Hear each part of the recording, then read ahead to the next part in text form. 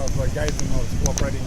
They punched my name into a laptop, and within, I'd say, less than 2 minutes of playing, an unmarked police vehicle pulled up behind them, and 2 plainclothes police got out, and the uniform guys didn't know these guys. And so once the uniform guys had finished with me, these detectives gave me a banning order from the G20. Were you doing anything when they came to At the time, just holding the sign as I'm doing right now, yeah. So I said, look, I'm pacifist, I'm non-violent, I just want to express my opinion about Julian Assange and Edward Snowden and Chelsea Manning. And they had no explanation. It wasn't my history, or it wasn't anything I've done recently. There's a mechanism to appeal, etc. But it's a mystery to why I've been banned.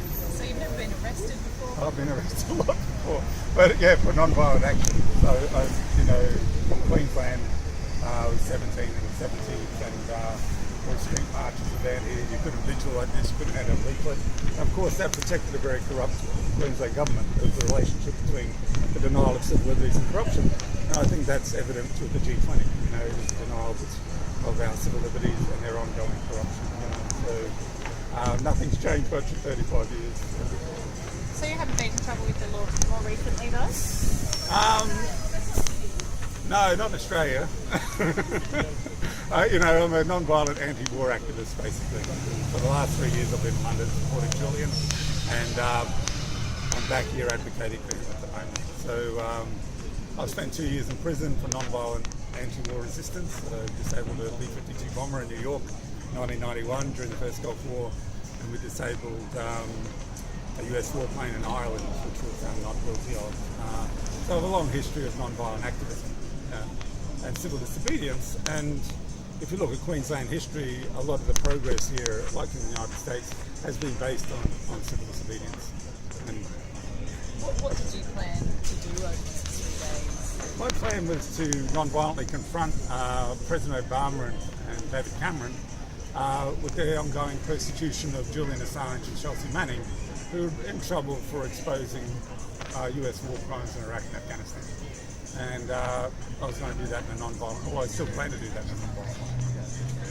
The exclusion zone's just up the road. Are you planning to stay out? I'm going to spend 24 hours looking at my options and taking feedback from friends and work out some moral response to this. I think it's outrageous that we accept this militarized environment that we're in, and we put anything before human rights and peace and justice, whether that's the gathering of this elite or not. Human rights and peace and justice are much more important in this circus here.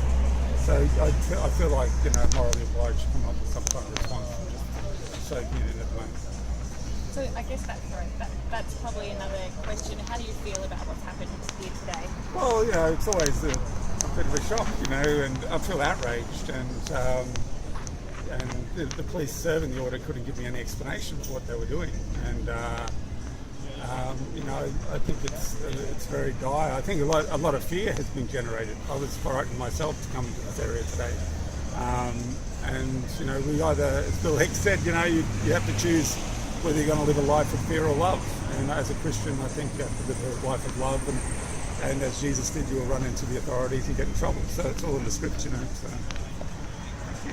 Yes. And police haven't contacted you at all over the past few weeks? No, I've been vigiling with the sign in King George Square for the last 2 months on a weekly basis on the edge of the square, and no police have engaged me.